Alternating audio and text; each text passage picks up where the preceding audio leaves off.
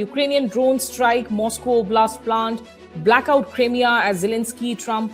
Of course, our tanks battles are over, and it's really the era of the drone warfare that we are now into.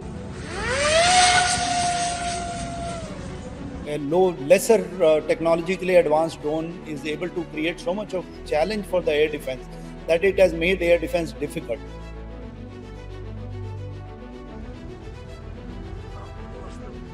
Countries had not taken drone as a serious threat as much as they should have. Russia-Ukraine war has passed through about 5 different phases. It was so serious that Ukrainian Vice Prime Minister Fedorov wrote a letter to DGI chief on 16 March 2022 and telling him not to support Russia. When you look at the drone warfare, people say that it's reshaping global security because it enables low-cost, high-impact operations, whether it's for Ukraine, Russia, NATO, China, and others. Air defense system which can really take down a drone which probably would cost $50,000 to $1 lakh, whereas a missile could cost $1 million to many $1 million. That they are shifting the tactics to decentralized small units.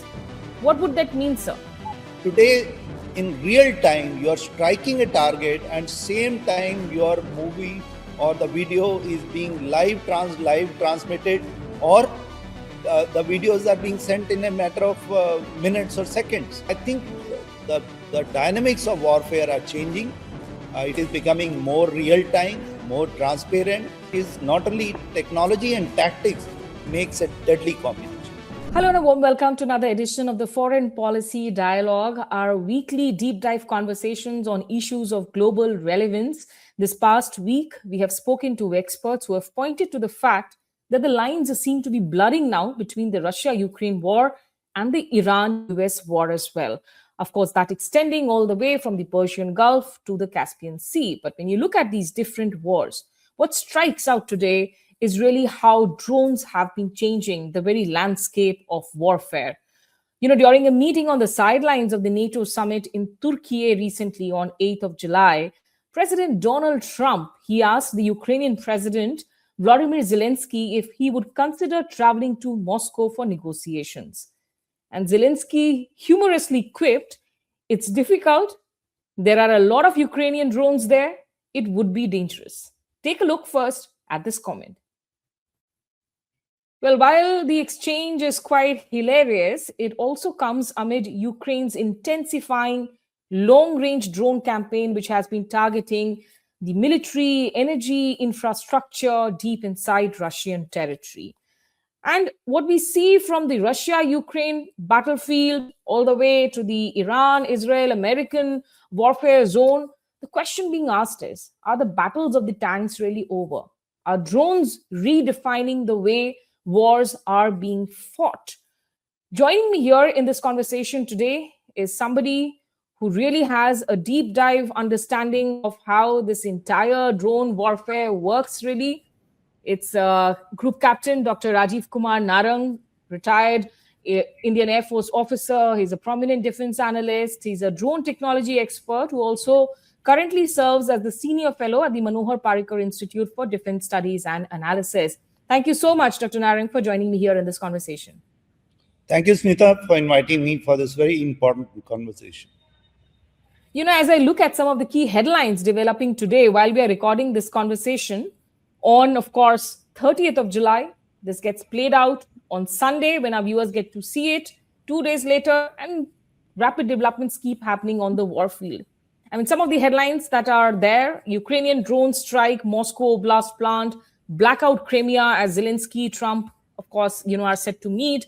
Another headline that says Zelensky touts the anti-drone technology to Trump in renewed plea for missiles. He was there in Washington, D.C. at the same time that Netanyahu was there attending that funeral for the former Republican deceased Senator Lindsey Graham. So, to begin with, sir, really, is this an exaggerated thought that the days of the tanks battles are over and it's really the era of the drone warfare that we are now into? No, I think drone is a new technology. So initially people are not prepared, or they have not taken it as seriously as they would have taken. Drone has a very long history. It is recently that its capabilities or limitations were used as an advantage. A slow drawing drones, smaller drones flying at a lower speed, which is not related to an aviation platform, has become its strength. And now that is being exploited. A lesser technologically advanced drone is able to create so much of challenge for the air defense that it has made air defense difficult. Also, some of the countries were not found prepared for the drone technology. If you see Armenia, Azerbaijan, Armenia lost war so soon because they had not anticipated that the drone could be such a serious threat. Even in Ukraine-Russia war, initial part of the war, Ukraine was using TB2, which were probably not very sound systems to destroy Russian tanks. Russians were not prepared. Later on, they strengthened their counter-drone capabilities, and TB2 drone became irrelevant. So what we see is countries had not taken drone as a serious threat as much as they should have, while there was a realization and studies. And whoever did not take it seriously, they suffered more than the others. I think Russia-Ukraine war has passed through about 5 different phases. Yeah, so Ukraine, having seen the 5 stages of evolution of drone and counter-drone technology. First, they were using Turkish TB2 drone, which you cannot call it to be a very robust drone, but they were very effective against the Russian. Later on, Russians strengthened their counter-drone capabilities, and today you don't hear about TB2 drone anymore. Remember when initially TB2 drones were used, Ukrainians made movie songs on the name of TB2. Now that is unbelievable. Bayraktar, they made some songs.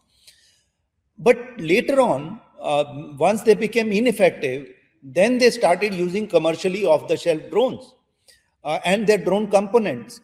And Western media and the Ukrainian media was full of how commercially off-the-shelf systems were making Ukraine fight the Russia.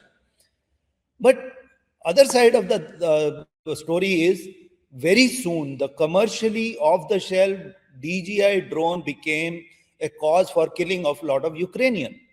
It was so serious that Ukrainian Vice Prime Minister Fedorov wrote a letter to DJI chief on 16 March 2022, urging him to give him details of drones and critical components which are there in Ukraine and telling him not to support Russia. Now, remember the innocent looking component becoming a cause of death to the several Ukrainian. And this was not the first time. In the past, we have seen Hezbollah's fighters had died by using a pager. So electronic components, which probably many of us use for various activities, now if they do not come from a friendly country or they have some vulnerabilities, it can really be a serious problem. So today you are not only talking about various weapon system which can take lives. Even a innocent looking electronic component can be a serious threat, and India has to be cognizant to it, because we are using a lot of electronic components from parts of the world. So you have laid the overall context. I will come back towards the lessons for India that India needs to be mindful about. But first, help me de-jargonize some of the thoughts that are mentioned when experts talk about drone warfare, so that we can explain it to our audiences. A lot of them are young audiences too. So when you look at the drone warfare, people say that it's reshaping global security because it enables low-cost, high-impact operations, whether it's for Ukraine, Russia, NATO, China, and others. How are drones really low-cost compared to the conventional modes of warfare? See, if you look at the drone, today drones are relatively very small. A small drone which can be made with a set of motors, a very small engine or a battery, and it can carry a reasonable amount of payload in terms of weapon or any loitering munition. Now, if an air defense missile which has to take down a drone, that costs millions of dollars today.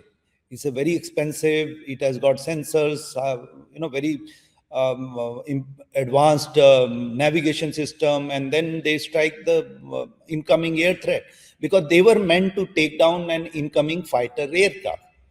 Now, there are no low-cost air defense system which can really take down a drone, which probably would cost $50,000 to $1 lakh, whereas a missile could cost $1 million to many $1 million, depending on what is the inventory. Secondly, once you fire these missiles, they are one-time use, whereas those number of small drones can be sent in hundreds. So you not only have a problem of cost of a drone, you also have a problem of saturation of air defense. The air So, defense is like becoming... for instance, the THAAD interceptors, we have seen the Yeah. high attrition inflicted upon the Americans by the Iranians. And if they're Yes. losing THAADs and interceptors, then that replenishment is a long time process compared to the drone warfare. Yeah. See, if they are launching an interceptor missile, if drones are coming from, let's say, 4 or 6 different directions, first of all, air defense missile to take on 6 odd targets on 6 different directions becomes a problem. Secondly, the missiles, you may need one missile to shoot down a drone or 2 missiles to shoot down a drone. And these are missiles which are very expensive. Now, for an air defense planner, it becomes difficult to match the cost of a drone. If you shoot down a fighter, probably your missile is a cheap solution. But when you shoot down a drone, which is relatively small, low cost, then missile is a very expensive option. Secondly, number of drones can come from different directions. So they increase the cost in multiple numbers. So world over, it is becoming a challenge. And I think we have to understand that low cost counter drone solution is becoming a necessity. And drones coming in swarm or large, collaborative operation means multiple drone coming together in a synchronized fashion. They are causing major, cost escalation for the air defense. And once their inventory depletes, means once they have expended the missiles, the production of those missiles is a very time-consuming and very expensive process. So not only you have a problem of cost, you have a problem of replenishment. Your air defense becomes weak. So it has really made the air defense planners to go back on a drawing board and rethink how do they want to meet this threat. The Smita? other thing that I keep reading about drones is how they're changing warfare by making the battlefields transparent, that they are shifting the tactics to decentralized small units. What would that mean, sir? See, today, when drone, goes to strike, sometimes not one drone are going, multiple drones are going. So one drone is shooting, other person is recording. We have a surveillance radar. Earlier, when a fighter had to strike a target, you had to send a separate fighter to do a post-damage assessment, because that is how you know whether you have destroyed a target or not. Now, that fighter who used to go, that itself used to be under danger of, being shot down.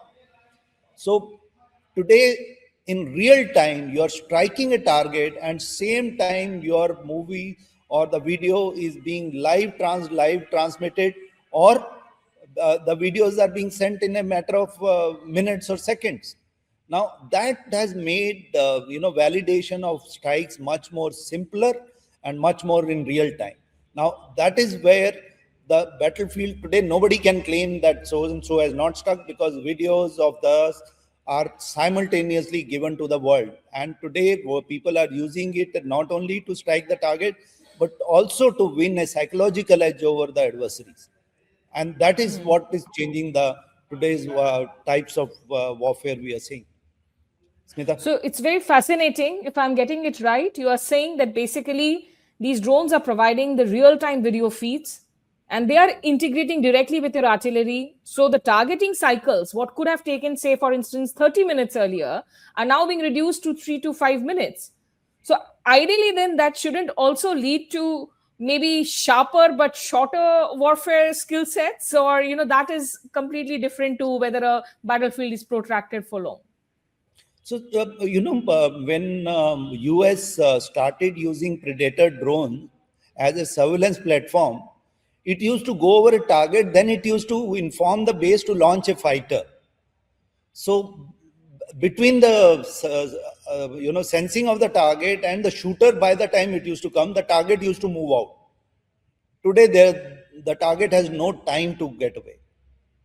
The sensor to shooter timing is removed. That the time gap is removed. Secondly, the validation of whether the target had, your drone has struck the target in the right manner and it has achieved the desired impact. By the time you sent, recce aircraft, many times he didn't get that picture because people either move or they rearrange their system. Today, in real time, immediately, you also get a post-strike assessment. So I think the dynamics of warfare are changing. It is becoming more real time, more transparent. You see how when we struck nine, your Pakistani targets, there was nobody could deny that we had struck the Pakistani target. And same is the case today when drone strikes takes place. Neither US can deny nor the Israel can deny. Now, that kind of transparency was unseen. Earlier, you could shroud it with the perception campaign. Today, it is very difficult to do that. So I think that's what is the major change. I also see this war between Ukraine and Russia saw a lot of innovations. After having tested the commercial drone, when they realize, the commercial drone vulnerability, their vice president, prime minister, writing an open letter to DGI chief, Ukraine resorted to indigenous innovation. In fact, they started going for technological sovereignty as much as possible. Now, what that helped was that helped them increase the production rate. They were able to, strike Russia at their will, and they were able to cause damage, which probably was very expensive in the past when they were only using the Western equipment. Ukrainian also did, new innovation. They started using first-person view drones. What is a first-person view drone? A pilot is seeing through a camera how does a target look to a drone. So it is able to see the target and destroy it by guiding it from the rear. Now, that kind of thing was very difficult in the past. And now the accuracy of our strikes have become much more realistic and very, very effective. And also, Right. later on, they realized that first-person drone were being jammed, or they were being neutralized by soft kill system. Soft kill is basically you jam the command and control system, or you spoof it so that it doesn't go reach a target and goes somewhere else. Then they came up with another innovation of using those cables. Now, these cables were able to, fiber optic cables were very thin cable. There were no radio frequency being emitted. So nobody could jam those drones. That created new problem. So new innovations have come in these wars. In fact, after they had done these innovations, they also did innovation in tactics they deployed. Now, if you remember, some time back, Ukrainians sent small drones in a truck to within Russia, and they closed into the Russian airfield, which was 4,000 kilometers away, and they struck them, and they destroyed their strategic bombers. Now, that kind could not have been seen in the past, and they destroyed their strategic bombers from barely a distance of 4 to 10 kilometers within their territory, while sending them in a trucks 4,000 kilometers away from the Ukrainian territory. Now, these are the innovative tactics which have come, that not only you have a technology, you use espionage, you make them pass through that, and then strike those targets at will. Now, that has caused enormous damage in Russia, and same way Russia has also used the technology to really strike targets deep inside Ukraine and some of the critical ones. So I think technology is not only technology, and tactics makes a deadly combination. Absolutely. It's a cocktail of a warfare that we are seeing there. Just the last two questions. When you look at the Iranian drones, because so much is spoken about in the world about the Israeli drones, something that India has, been availing also, the kind of Israeli drones that we talk about. But in this American-Iranian asymmetrical warfare, we saw the Iranian drones wreak such havoc on the US bases in the Gulf Arab states. So, where do you place the Iranian drone program that also has emerged out of a shadow of sanctions over past many years? So, how is their drone program different, say, for instance, from the Israeli or the Ukrainian drone program? What is it that strikes out?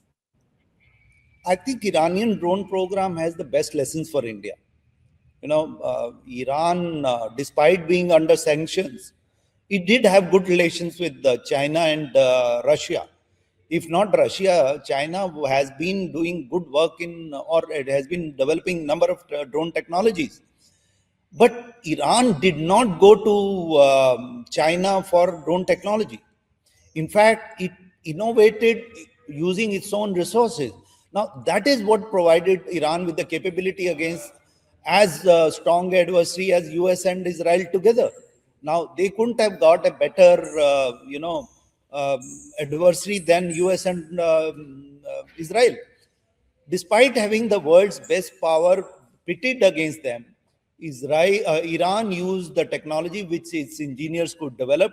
So when we say Atmanirbharta, in fact, it goes beyond the word of Atmanirbharta. It goes towards the self-sufficiency. If you look at the MOD site of Iran, it says self-sufficiency is their goal. Now, that's a very different goal than what we understand in India, where we say everything is not possible. Normally, you see whenever any defense expert says, everything can't be made in a country, so we must look at collaboration. Now, Iran must have got some equipment from abroad, but its approach has been, we will try to develop as many technologies in Iran as much as possible. And that has helped it to scale up production, develop various systems. It has been able to field large number of drones despite very high attrition. Remember, attrition rate of Shahid class of drone, many people believe it is about as good as 80% or 85% or 90%. Despite having so much of attrition, his drone have been able to penetrate the air defenses and cause significant damage. And the cost has not been very pinchy. It has not pinched Iran as much as because it has been doing production development within its own country. And that kind of capability has lessons for us, because world, when it goes for everything what is the best or the expensive, Iran followed a different approach of uh, taking economical indigenous solutions. So I think that kind of approach has a lot of lessons for us. In fact, what we must see is even country like Russia, even country like US itself, which is their adversary, decided to imitate his Shahid drone and build a Lucas drone. Russia built a Geran Right. drone. Actually, they used an Iranian drone.